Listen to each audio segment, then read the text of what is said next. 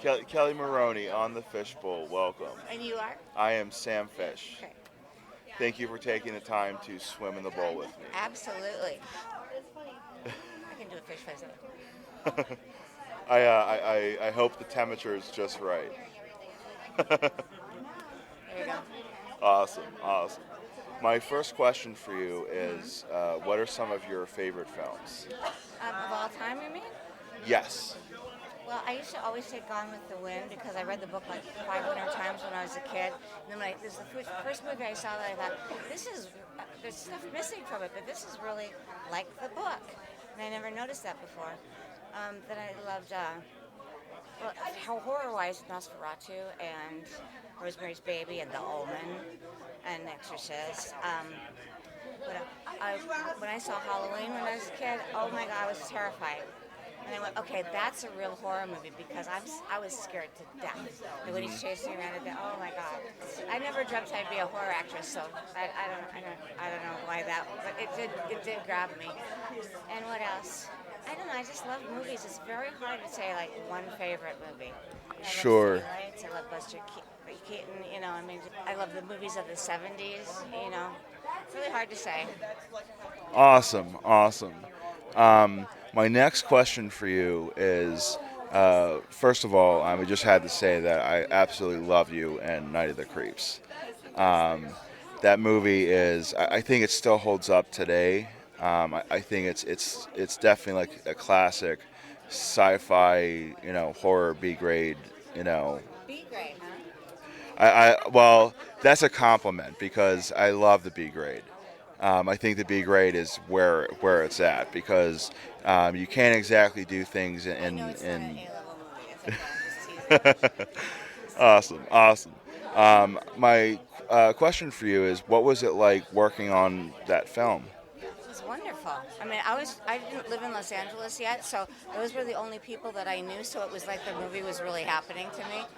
We were all very, just super committed to it, and for some reason, I put my heart and soul into every character, but for some reason that one, I don't know. I had a wonderful coach, Roy London, who is still, he's since passed away, but he became famous. Gina Davis thanked him when she won her Oscar, so he became famous. But this before he was famous. It's the deeper you go into a role, the more you enjoy shooting the movie. So when people say they phoned it in or did you phone it in, you're just doing yourself a disservice because the fun of it is to really, be in there 2,000%. Awesome, awesome. One of the actors in that movie, I was a huge fan of, and that was Jeffrey Lewis. I was wondering what was it like working with him? I didn't get to do any scenes with him. Okay. But he's a lovely guy. I did do a convention with him once. It was his birthday. He was just a lovely, humble guy. And even though I wasn't in the scene, when he walks away and he gets all crabby in Night of the Comet, that makes me laugh every single time. And he just improvised that. It's just the character just got frustrated and walked away. And they went, "Oh my God, leave that in." I don't think they'd written that. So he was wonderful. And I wish that I'd gotten to work with him again, or at least gotten a scene with him, because, he was great. Awesome, awesome. The next film I want to talk about is Chopping Mall. That film is, again, nostalgic 80s horror right there. Who knew it was going to be like, these movies were going to be like an 80s template. We were just being ourselves. Come to find out, it's like solid 80s between the hair and the clothes and we didn't have any idea. I never thought I'd be talking about these movies in 2020. Never. So, we were just like working. Awesome, awesome. Another film that I actually really like you in, which is one of your more recent horror films, is Hell's Kitty.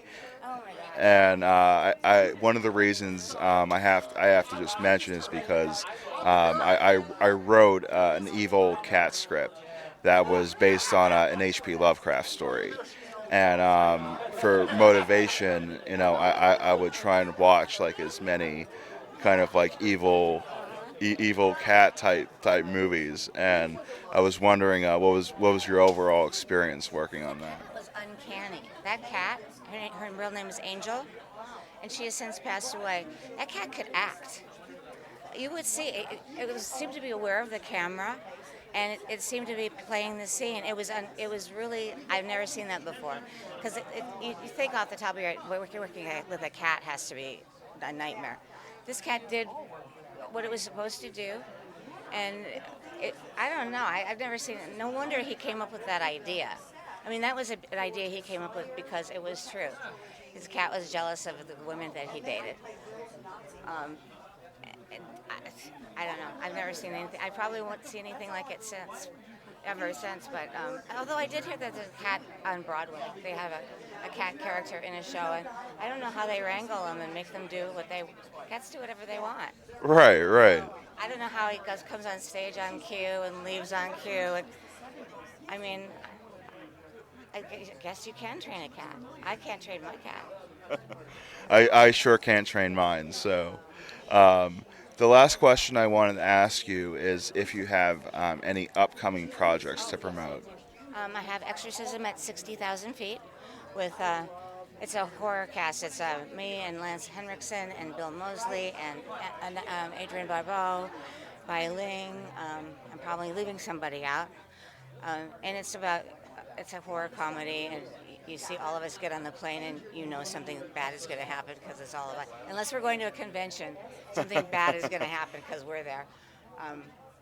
And that's coming out soon. And then I just shot, and I guess it's going to be out pretty soon too. They're really rushing it.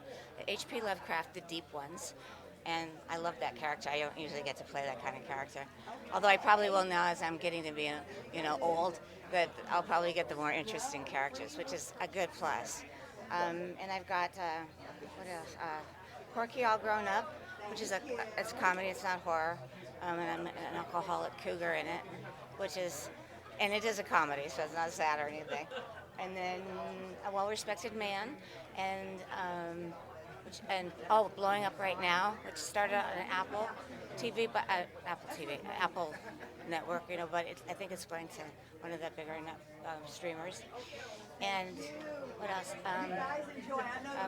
The Video Store, which it's about a 1990s video store, and my little son and his friend ride bikes, and they recreated all the 90s stuff. Like I had a pager in my purse, and it's about aliens, and they connected that with an escape room, which is kind of cool.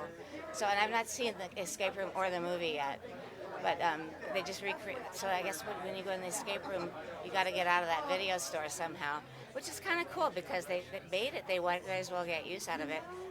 But it might not even be in the set. I don't know because I haven't been back up there. I'm going to find out though because I'm going to a premiere next month. Awesome, awesome. Well, Kelli, thank you so much for taking the time to swim in the bowl with me. Absolutely. I hope the temperature was just right. Absolutely. Come on in. The water's fine. Thank you so much.